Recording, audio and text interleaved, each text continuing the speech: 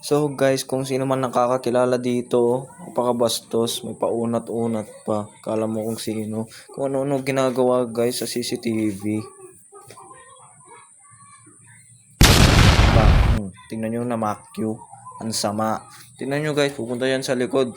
Kukuha yan ng bulaklak, tapos babalik yan. Babalik yan guys, babalik yan siya. Tingnan nyo, hintayin nyo lang. Panoorin nyo lang, babalik yan. Pagbalik niya, ganun ulit yung gagawin niya guys, napakasama. Panoorin nyo. Ayun, may bulaklak pa. So guys, kung sino man nakakakilala sa taong to, yan yung itsura niya, naka-black. Ewan ko kung taga saan yan, basta dayo lang yan.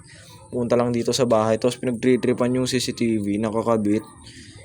Sa kahoy lang kasi nakakabit guys, nakikita lang. Ayan, bumalik na naman, nagtatakip na ng muka.